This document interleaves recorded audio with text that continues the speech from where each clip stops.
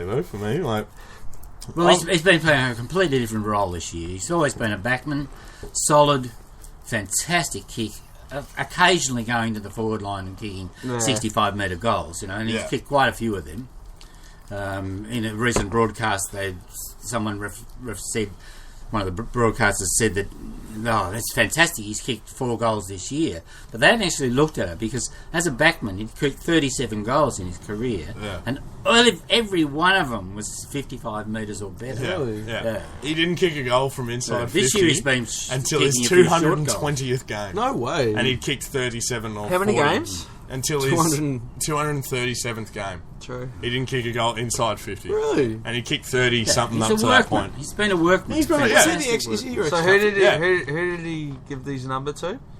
The number 17. Who took 17? Well, no one's got 17 at the moment. No one's got captain. See, there was a tradition in Richmond that That's right. That's right. Alzheimer's. They didn't give me my jumper. I wasn't allowed to keep my jumper. Now, I'll just fill you in. He played under 3 numbers. When he joined the team as a young man in the noughties, he played under number 35. And then he got number 1, and then he got 17, and then he went back to number 1. So he's played under 3 numbers. It is known. But I really like it's.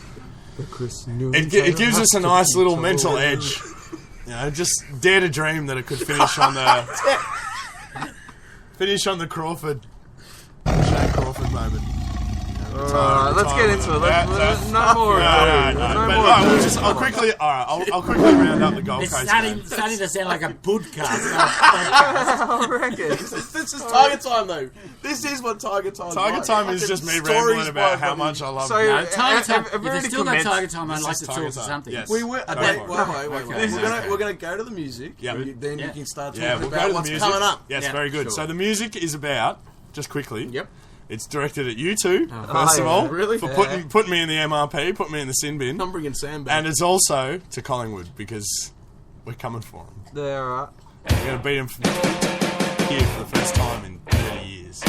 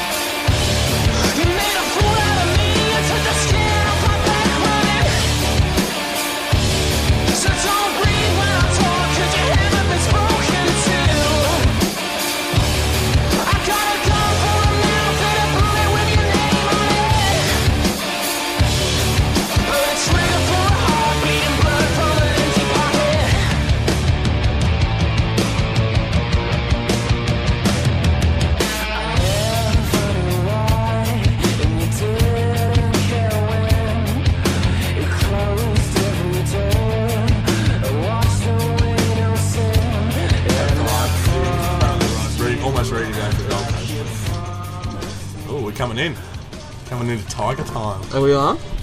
Oh, I love We don't like tigers! Yes, that's right.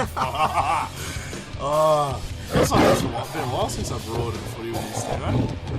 Didn't make it to the Gold Coast game on the weekend, but we will be making it this week to play the arch rival. Yes, we will. Hope you beat them. By a lot. Ooh, what was that? Sorry. Well, I'd hate to see in the future that Tiger players transfer over to piss poor Collingwood like they did in the golden era of many years ago, and Clokey went over and Hafey went over and stuff like that. I hope that doesn't repeat, because Collingwood they've got a problem, and it won't be helped this week because they've got no forward line. Yeah, they're very dysfunctional down there, aren't they? Yeah. They're, Jesse White's proven to be a bit of a failure. Oh, he's in the twos. He's in the Magoos still, is he? Yeah. I don't know the story. There was Galt, young guy Galt, who was a first-year player this year and featured early in the season as a possible, but he hasn't appeared. Yeah. But to actually, a couple of weeks ago, they went out with a team with no forwards. And I just wonder about who's running the show there. Yeah. Is it the club? But if you haven't got him, you haven't got him, I suppose. Like, it's all about the curl. Yeah, Jamie Elliott at the start of the year He's was awesome. almost one of the... Yeah, but he's hit a bad patch, though. He hasn't played well in quite some time. His kick on the last week lost the game. Jamie Elliott. Did you see what he did last week? He missed the goal. Yeah, he missed the goal. Would have given them a chance to win. The moment got to him. Incident. I'm talking about, like, did you see... Are you talking about Billy Elliott? Yeah. Did you see that fucking goal he kicked in the first Listen, quarter? but he's also... What about all these touches? What did he get? I'm not sure what he got. I'm not looking at his Not that stats. many. I don't think he's a player that gets many, but I think he's a small forward, but he hasn't been playing very well. No, he hasn't overall. That coincides with their forward line's line stinking. A couple of weeks ago. White's out, Cloak's out, he's been injured. So that's how the small fellas play. Yeah. Is because the big boys. fish go after the big fish. Yeah. Cloak, if nothing else, even if he's not kicking, straight, he still takes the best defender every week. Definitely. And when Jesse White or this young Darcy Moore or a few other players like that they've got who are attempting to be their number one forward, if you get the best defender of the other team, you're in for a pretty rough day. What do you think of Collingwood's performance of the year so far? I think it's been a case of too many honourable losses, almost too many, and to the point where it broke them. And then they lost to you guys. There was a point where they lost 6 or 7 in a row, I think. Yeah, 7. 7 it was. Yeah. And they're just almost there, but not quite. Like they haven't maybe. You know what else I think people forget though? What's that? With them is those two players, Lockie Keefe and what's the other one? I can't know their names. Drug users. Oh yeah, them fellas. They were in their starting team. Yeah. Yeah. Were they? Yeah. Oh, that's a huge I didn't know loss. that. Josh Thomas. Oh, yeah. Josh Thomas and Josh Lockie Thomas. Keefe. They were a huge loss for them. Yeah, Absolutely. This was meant to be both of their years where they were going to come out and play some good Yeah, footy. True. That's Yeah, all they were they'd had banking. that- That's all they were banking on. So automatically they've lost 2 players to their roster for the whole year. Yeah. Yeah. They can't And having said that, their first half of the season was pretty solid. When I said that they were going to finish bottom, Yeah. I had a they feeling smashed that us, and Yeah. out of all the games, there's been probably a handful, a very small handful, maybe 3, where we've just been belted for 4 quarters. And Yeah. Collingwood was one of those ones. What do you Yeah. reckon, Prax? Yeah, they started really well. I think they got 8-3 they were. 8-3 at one stage. That's fantastic. But they did the same last year. Yeah, exactly the same. And 8-3 the same, and then went 2-8. And I think. it's really difficult when you rely on one forward like Cloak. Yeah. Cloak is fantastic. He can be fantastic, but this year he hasn't been. But White's And a Ray He kicked Stanley. 7 against us straight. Yeah. He's the difference. Oh, he's between- capable of those days. And he wasn't playing but- against us the second time. Yeah. We beat him. But I reckon White's a bit like Ray Stanley in that he's just not a forward. Yeah. He's got Doesn't have much of the nous, does he? No nous. No Where's goal he sense. belong? no nous. Where's he belong then? And you can have all the attributes, but if you haven't got the know-how... Yeah, you're well, I buggered. think that's the thing about why forwards are a little bit more of an art than maybe midfield or back. Back you can wear your man or just play the ball. Yeah. But forward, you've got to have that nous to understand where the danger zone is, where your Where the fellow opportunities players are are. going Where to your lead, favourite shots where at your goal are gonna opportunity, be. yeah, exactly, where your opportunity is, when's the right moment to kick it, when's the right moment to slap it along to your mate. Yeah.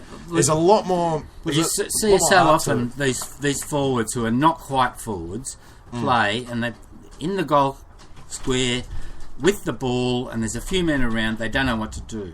I saw some replay of Gunston the other day from Hawthorn, and he got the ball and removed it from his boot in half a second and got it through a completely incredible spot.